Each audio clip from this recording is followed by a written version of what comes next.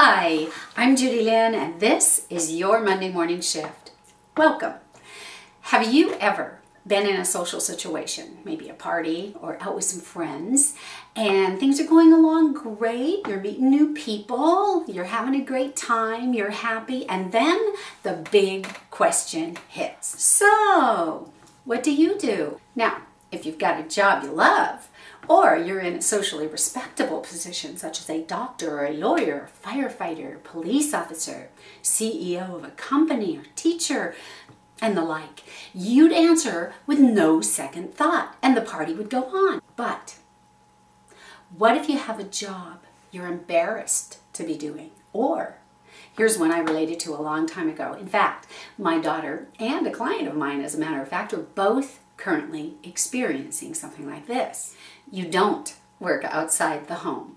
You're a stay-at-home mom, dad, or significant other, and even if you're not a mom or dad, you just chose to stay home for whatever reason, and you suddenly feel embarrassed. You're not sure what answer to give, and you may find yourself wishing that the floor would just open up and swallow you whole. How do you answer that question? What happens to you on the inside when you're asked that question? The core of the issue, you see, isn't how to answer the question. It's with the question itself and with our interpretation of it. The whole underlying tone of the question itself is that if you don't do something, have a title, or are out saving the world in some sense, you are a nobody. Whether the person asking the question intends it in that way or not, and my guess is most do not, our inner critic takes over immediately and screams, I'm worthless, or I should be doing something, and I'm not. Because the thing is, if I'm not doing something, I'm not being accepted by the world as a whole.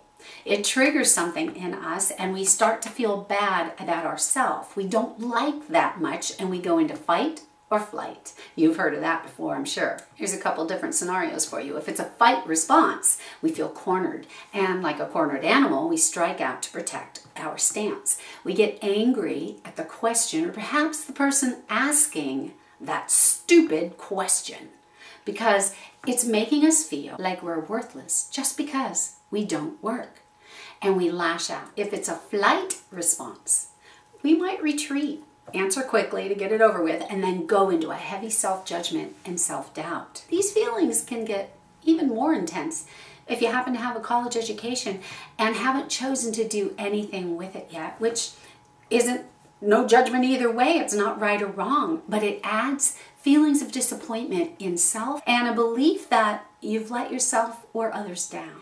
There's a lot that can go into why we feel the way we do when we're asked the question, any question for that matter, but particularly this one. It kind of conjures up that thing like we should be doing something besides just staying home, because our whole identity, right, is wrapped up in it. The bottom line is that our response is reflective of our own expectations that we have adopted.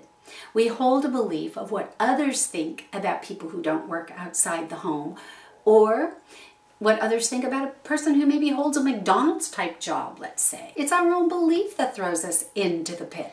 And I'm not saying that there aren't those who might judge that choice, but think about it. If you didn't hold that belief somewhere within yourself, you wouldn't care what they thought. If you were solid in your choice and you knew beyond a shadow of a doubt that your choice to stay home was to your highest good and to the highest good of those around you, you wouldn't give a rat's hind quarters what anyone else thought. You'd just smile at them, maybe feel even a bit humored at the fact that they have no clue how awesome your decision to stay home, for whatever reason that was, truly is. So, how do we change our belief system?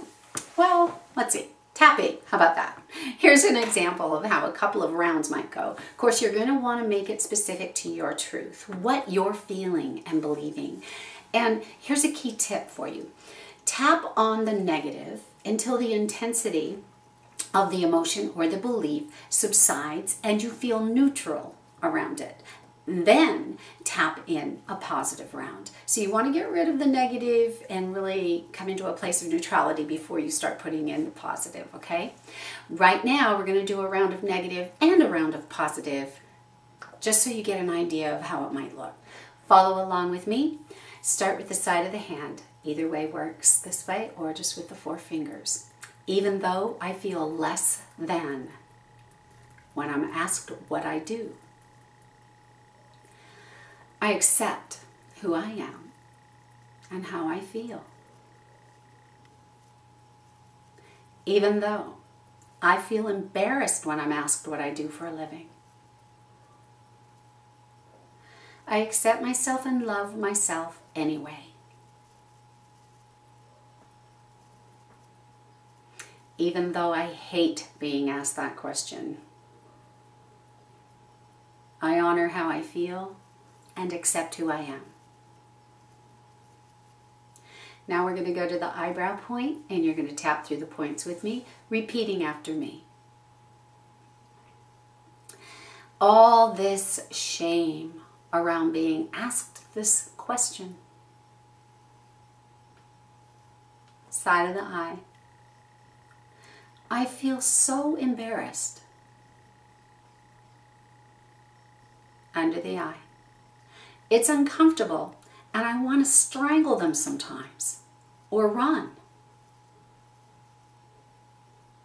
Under the nose.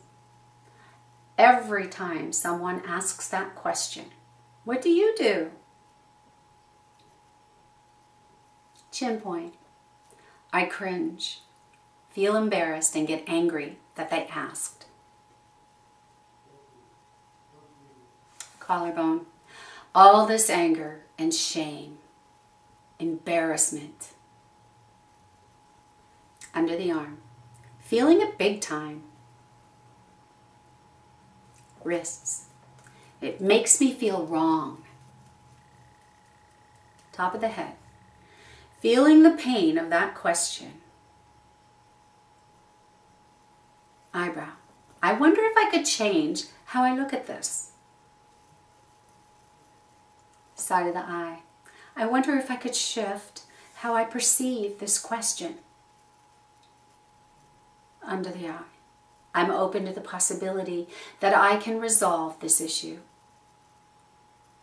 and release the pain. Under the nose. I choose to stay home. Chin point. I chose to be happy in my decision for staying home.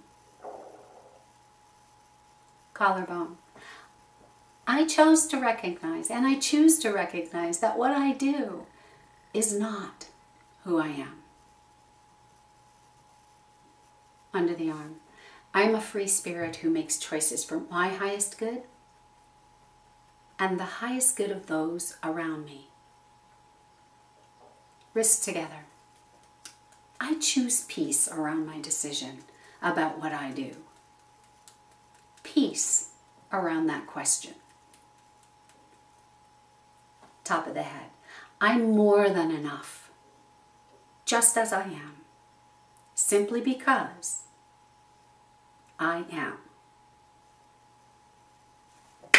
Awesome job. Tapping can help you take back the power that you've given away inadvertently and bring you into a place of peace and happiness, no matter what's going on around you. And who doesn't want that, right? Thank you for joining me today and being such a huge part of my Harmonic Living family. If you haven't already, please sign up for the Monday Morning Shift, where you will get tap-along videos and tips on how you can create a vibrant life of purpose and wealth by design. Each week, right in your own inbox, it'll arrive, and you'll get a free tapping ebook just for signing up. I look forward to serving you. Remember, guys, life really is what you make it. So go out there and make it your own.